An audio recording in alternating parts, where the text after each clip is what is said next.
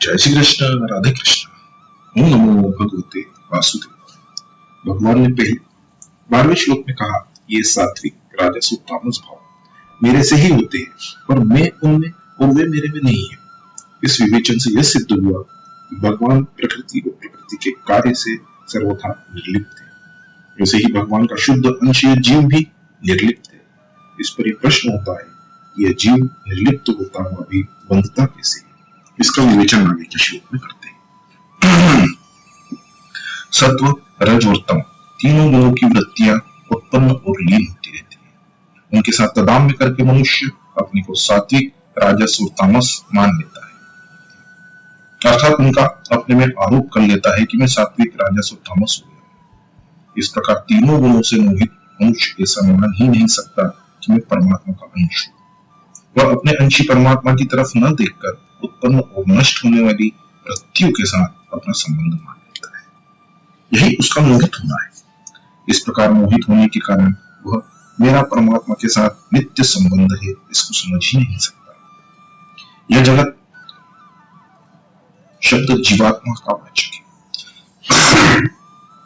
निरंतर परिवर्तनशील शरीर के साथ तादात्म्य होने के कारण ही यह जीव जगत नाम से कहा गया है। तात्पर्य है कि शरीर के जन्मने में अपना जन्मना, शरीर के मरने में अपना मरना, शरीर के बीमार होने में अपना बीमार होना और शरीर के स्वस्थ होने में अपना स्वस्थ होना मान लेता है। इसी से यह जगत नाम से कहा जाता है। जब तक यह शरीर के साथ अपना तादात्म्य मानेगा तब तक यह जगत ही रहेगा, अर्थात जन्मता मरता ही रहेगा, कहीं भी स्थायी नहीं रहेगा। जीवों की भगवान के सिवाय अलग सत्ता मानने से ही प्राणी मोहित होते हैं। अगर वे गुणों को भगवत स्वरूप माने तो कभी मोहित हो ही नहीं सकते। तीनों गुणों का कार्य जो शरीर है, उस शरीर को चाहे अपना मान ले, चाहे अपने को शरीर मान ले, दोनों ही मान्यताओं में मोह पैदा होता है। शरीर को अपना मानना ममता हुई और अपने को शरीर मानना अहमता हुई। शरीर के साथ अहमता, ममता करना ही मोहित होना है। मोहित हो जाने से गुणों से सर्वथा अतीत जो भगवत तत्व है उसको नहीं जान सकता। यह उस भगवत तत्व को तभी जान सकता है जब त्रिगुणात्मक शरीर के साथ इसकी अहमता, ममता मिट जाती है। यह सिद्धांत है कि मनुष्य संसार से सर्वथा अलग होने पर ही संसार को जान सकता है और परमात्मा से सर्वथा अभिन्न होने पर ही परमात्मा को जान सकता है। कारण यह है कि त्रिगुणात्मक शरीर से यह स्वयं सर्वथा भिन्न है और परमात्मा के साथ वह स्वयं सर्वथा अभिन्न है। अस्वाभाविक में स्वाभाविक भाव होना ही मोहित होना है। जो प्रतिक्षण नष्ट होने वाली तीनों गुणों से परे हैं, अत्यंत निर्लिप्त हैं और नित्य निरंतर एक रूप रहने वाले हैं, ऐसे परमात्मा स्वाभाविक है। परमात्मा की यह स्वाभाविकता बनाई हुई नहीं है, कृत्रिम नहीं है, अभ्यास साध्य नहीं है, प्रत्युत स्वतः स्वाभाविक है। परंतु शरीर तथा संसार में अहमता, ममता अर्थात मैं और मेरा भाव उत्पन्न हुआ है और नष्ट होने वाला है। ये केवल माना हुआ है, इसलिए अस्वाभाविक है। इस अस्वाभाविक को स्वाभाविक मान लेना ही मोहित होना है, जिसके कारण मनुष्य स्वाभाविकता को समझ नहीं सकता। जीव पहले परमात्मा से विमुख हुआ या पहले संसार के सम्मुख हुआ, गुणों से मोहित हुआ। इसमें दार्शनिकों का मत यह है कि परमात्मा से विमुख होना और संसार से संबंध जोड़ना ये दोनों अनादि है, इनका आदि नहीं है, अतः इनमें पहले या पीछे की बात नहीं कही जा सकती। परंतु मनुष्य यदि मिली हुई स्वतंत्रता का दुरुपयोग न करे, उसे केवल भगवान में ही लगाना शुरू कर दे, तो यह संसार से ऊपर उठ जाता है, अर्थात इसका जन्म मरण मिट जाता है। इससे सिद्ध होता है कि मनुष्य प्रभु की दी हुई स्वतंत्रता का दुरुपयोग करके ही बंधन में पड़ा है। अपनी स्वतंत्रता का दुरुपयोग करके नष्ट होने वाले पदार्थों में उलझ जाने से परमात्मा तत्व को जान नहीं सकता।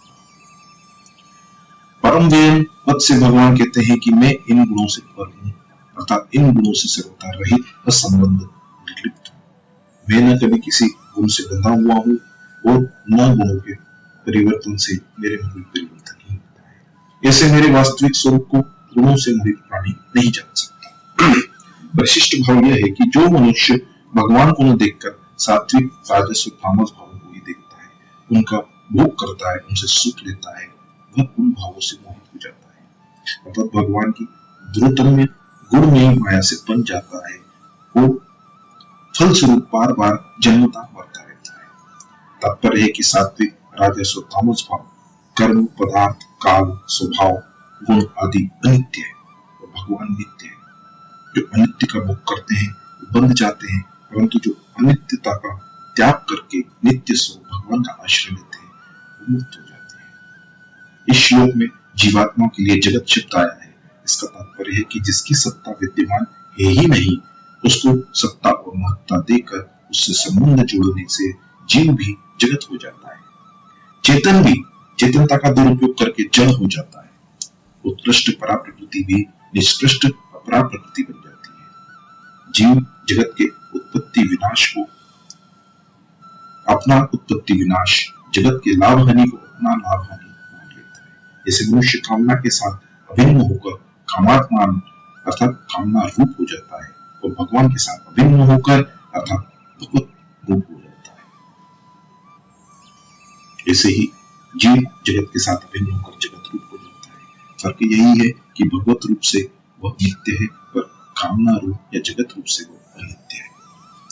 जीव ने भगवान के सिवाय दूसरी सत्ता को माना, सत्ता मानकर उसको महत्व दिया, महत्व देकर उससे संबंध जोड़ा और संबंध जोड़कर अपनी स्वतंत्र सत्ता का अभाव कर दिया। इसलिए वह जगत बन गया। जो केवल जगत की सत्ता को मानता है वह अपनी सत्ता से विमुख होकर जगत हो जाता है। जो अवास्तविक है, वो जो केवल भगवान की सत्ता को मानता है वह अपनी स्वतंत्र सत्ता की मान्यता को मिटाकर भगवान का हो जाता है। जो वास्तविक है, जीव को जगत कहने का तात्पर्य है कि उसका चेतना की तरफ ख्याल ही नहीं है। प्रत्येक जड़ शरीर को ही मैं अपना स्वरूप और मेरा मानने लग गया। जीव स्वरूप से निर्गुण तथा अव्यय होने पर भी जगत हो जाने के कारण सात्विक, राजस, तामस गुणों से बंध जाता है। वास्तव में अलौकिक परमात्मा का अंश होने से जीव भी अलौकिक ही है, पर लौकिक जगत को पकड़ने से वह भी लौकिक हो जाता है। अहम से लेकर पृथ्वी तक सब अपरा प्रकृति है। अतः जैसे पृथ्वी जड़ है, ऐसे ही अहम भी जड़ है। जब जीव अहम को दृढ़ता से पकड़कर अहंकार आत्मा हो जाता है, अर्थात अहम को अपना स्वरूप मान लेता है, तब उसका पतन होते होते वह भी जड़ जगत ही बन जाता है। अर्थात उसका चेतनापन विलुप्त हो जाता है, विस्मृत हो जाता है। उसको चेतनपने का अनुभव ही नहीं होता। जो गुणों में आसक्त नहीं होते उनके सामने जड़ता रहती ही नहीं, इसलिए उनको सब जगह भगवान ही भगवान दिखते हैं, वासुदेव सर्वम। परंतु जो गुणों में आसक्त होते हैं उनको भगवान दिखते ही नहीं, प्रत्युत संसार दिखता है।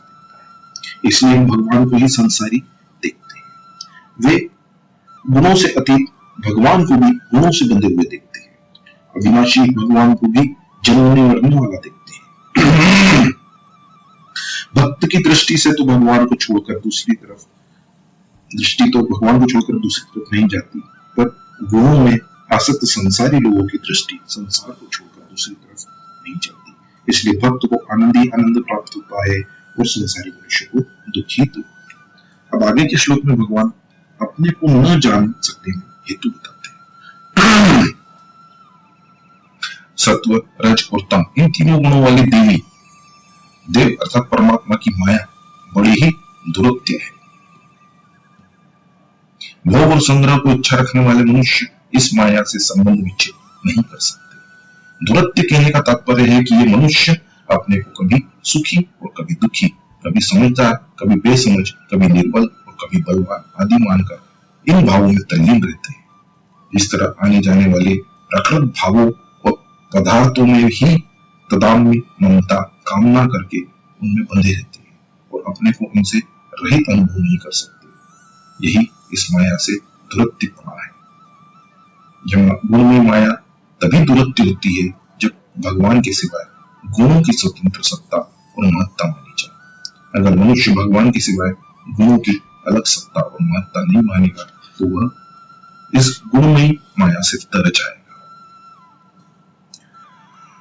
मनुष्यों में से जो केवल मेरे ही शरण लेते हैं होते हैं वे इस माया को तर जाते हैं, क्योंकि उनकी दृष्टि केवल मेरी ही तरफ रहती है, तीनों गुणों की तरफ नहीं। जैसा कि पहले वर्णन किया गया है, सत्व रज तम ये तीनों गुण न मेरे में है और न मैं तो निर्लिप्त रहकर सभी कार्य करता हूँ। इस प्रकार जो मेरे स्वरूप को जानता है वे गुणों में नहीं फंसते, इस माया से तर जाते हैं। वे गुणों का कार्य मन बुद्धि का किंचित मात्र भी सहारा नहीं लेते, क्यों नहीं लेते? क्योंकि वे इस बात को जानते हैं कि प्रकृति का कार्य होने से मन और बुद्धि भी तो प्रकृति ही है। प्रकृति की क्रियाशीलता प्रकृति में ही है। जैसे प्रकृति हरदम प्रलय की तरफ जा रही है, ऐसे ही ये मन बुद्धि भी तो प्रलय की तरफ ही जा रही है। अतः उनका सहारा लेना परतंत्रता है। इसी परतंत्रता बिल्कुल न रहे और परा प्रकृति जो परमात्मा का अंश है केवल परमात्मा की तरफ आकृष्ट हो जाए तथा अपरा से सर्वथा विमुख हो जाए, यही भगवान के सर्वथा शरण होने का तात्पर्य है। यहाँ मामेव कहने का तात्पर्य है कि अनन्य भाव से केवल मेरे ही शरण होते हैं, क्योंकि मेरे सिवाय दूसरी कोई सत्ता है ही नहीं। कई साधक मेरे शरण तो हो जाते हैं परंतु केवल मेरे ही शरण नहीं होते। इसलिए कहा है कि जो मामेव केवल मेरे ही शरण होते हैं वे तर जाते हैं।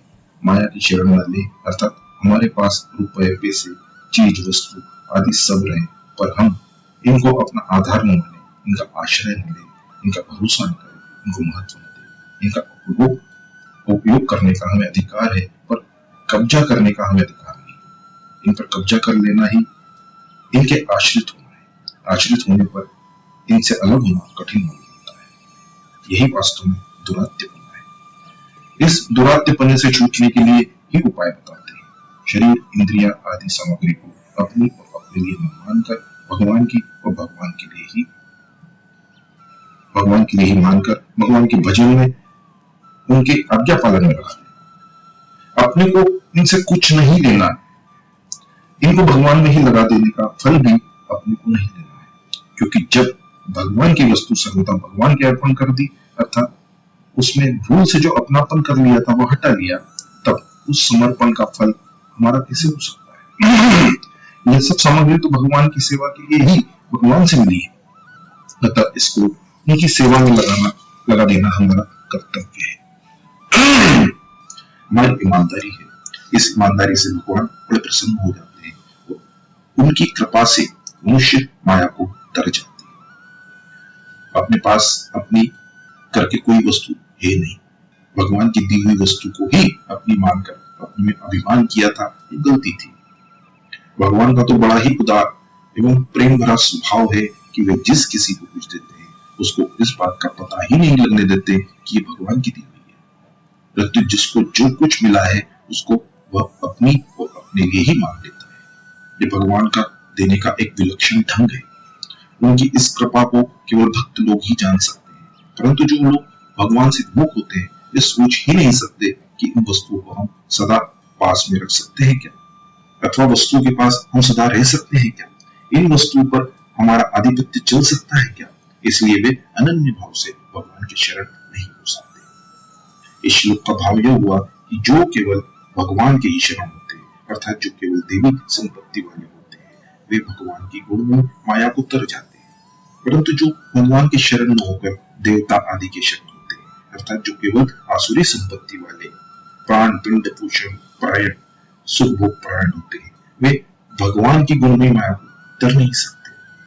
ऐसे असुर स्वभाव वाले मनुष्य भले ही ब्रह्मलोक तक चले जाए तो भी उनको वहां से लौटना ही पड़ता है, जन्मना मरना पड़ता है।